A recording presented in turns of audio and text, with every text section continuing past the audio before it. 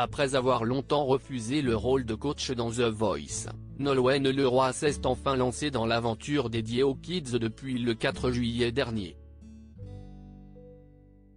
Après cette expérience, il sera temps pour l'artiste de s'essayer à d'autres projets, loin de la musique. Nolwenn Leroy sait se faire désirer. Longtemps, l'ex-lauréate de la Star Academy a repoussé les avances des producteurs de The Voice qui percevaient en elle un potentiel de coach redoutable. Mais la chanteuse bretonne ne se sentait pas prête. Avoir endossé le rôle de coach mystère, le temps d'une saison chez les adultes, l'a libérée de ce sentiment d'illégitimité qui pesait sur ses épaules.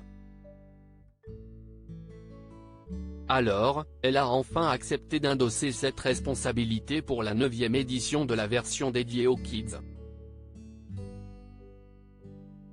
Cette année, j'ai moins peur. J'ai réussi à faire sauter quelques verrous en moi. Je ne sais pas si ce sont mes 40 ans ou l'expérience, mais je me sens désormais plus forte, plus solide.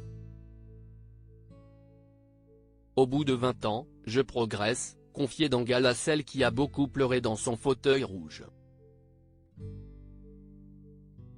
À la croisée des chemins, sa première apparition a été remarquée, surtout en raison de son look osé qui n'a pas laissé les téléspectateurs du télécrochet indifférents. Dans une interview croisée avec son camarade Kenji Girac, la maman de Marin est revenue sur cette expérience mais a également évoqué son avenir. Loin des micros et des studios d'enregistrement.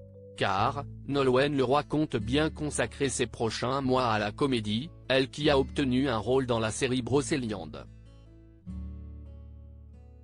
Pour la première fois, je lève le pied côté musique, a-t-elle révélé à nos confrères, fière de pouvoir tourner dans ce polar mystique prenant ombrage dans sa région natale.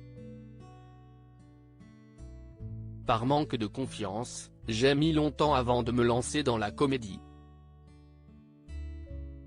Je suis à la croisée des chemins. Une trajectoire qu'aimerait bien prendre aussi un Kenji Girac jaloux comme un pou.